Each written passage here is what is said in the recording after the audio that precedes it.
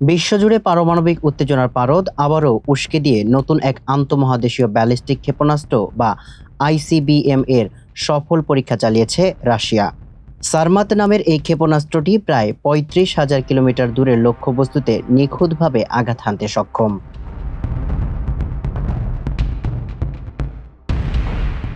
রুশ president Vladimir পুতিনের দাবি, বর্তমান বিশ্বের সবচেয়ে শক্তিশালী ক্ষেপণাস্ত্র ব্যবস্থা এবং পশ্চিমা দেশগুলোর যে কোনো সমরাস্ত্রের চেয়ে 4 গুণ বেশি শক্তিশালী। এমন এক সময়ে এই পরীক্ষা চালানো হলো যখন বিশ্ব পরমাণু শক্তিগুলোর মধ্যে পরমাণু অস্ত্র নিয়ন্ত্রণ সংক্রান্ত নিউ স্টার্ট চুক্তির মেয়াদ শেষ হয়েছে।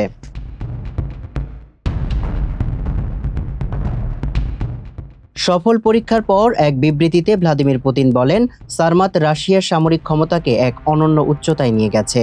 তিনি আরও নিশ্চিত করে বলেন যে চলতি বছরের শেষ নাগাদ এই ক্ষেপণাস্ত্র ব্যবস্থাকে সরাসরি যুদ্ধকালীন দায়িত্বে মোতায়েন করা হবে।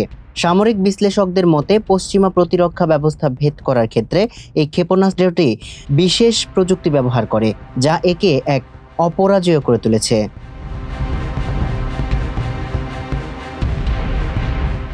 রাশিয়ার এই সামরিক শক্তি প্রদর্শন এমন এক সন্ধিক্ষণে ঘটল যখন আন্তর্জাতিক পরমাণু রাজনীতি এক অস্থির পরিস্থিতির মধ্য দিয়ে যাচ্ছে। গত ফেব্রুয়ারিতে যুক্তরাষ্ট্র ও রাশিয়ার মধ্যে থাকা নিউ স্টার্ট চুক্তির মেয়াদ শেষ হয়েছে, যার ফলে দুই দেশের পরমাণু অস্ত্রের সংখ্যা সীমিত রাখার আর কোনো আইনি বাধ্যবাধকতা থাকছে না। সামিউল ইসলাম, মানবকণ্ঠ।